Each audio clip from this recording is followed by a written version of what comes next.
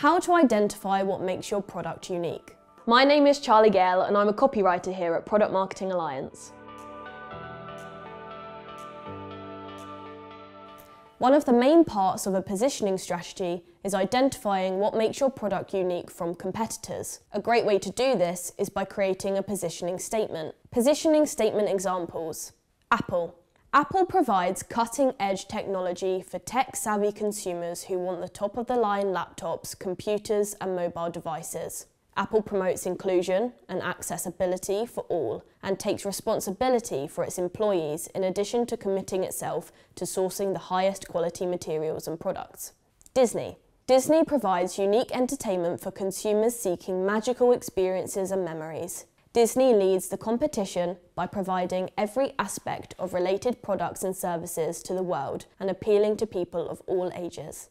Starbucks.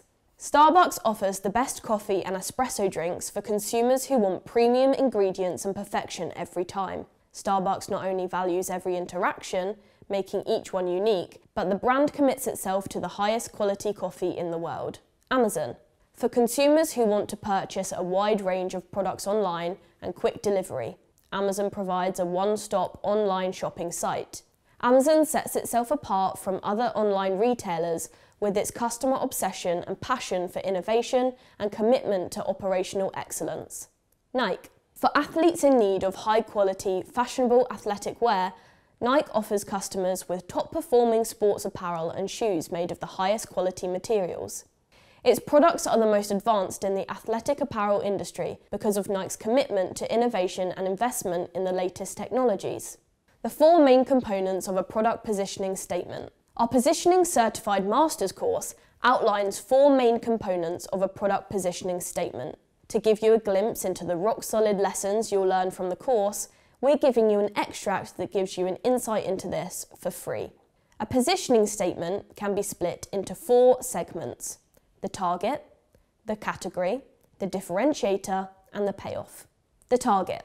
Establishing the target before you begin working on your marketing activity is important. The target market ought to be based on essential criteria including demographics, geography, psychographics, pains, customer needs, and so on. Category.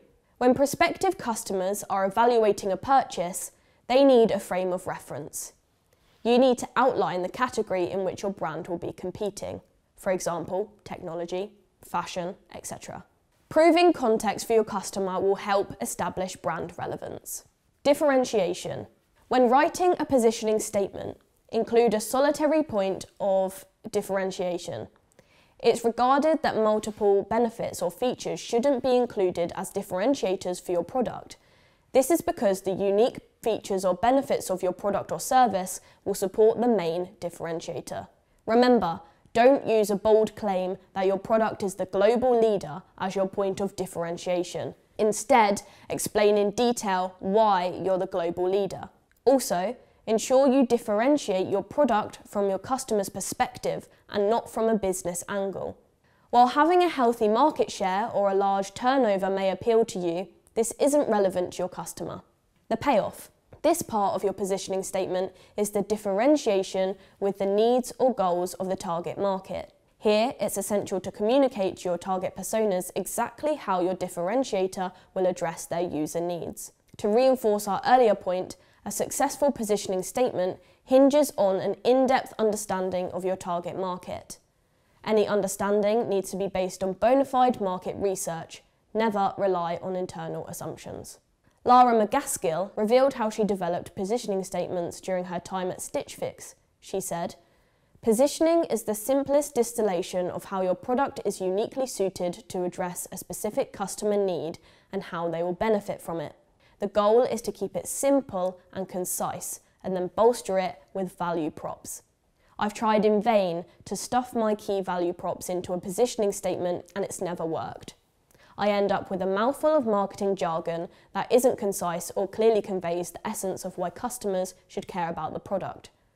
A framework that I like to use is what, who, and why. What is it? Using very clear and even plain language, messaging that you'd likely never put in front of a customer.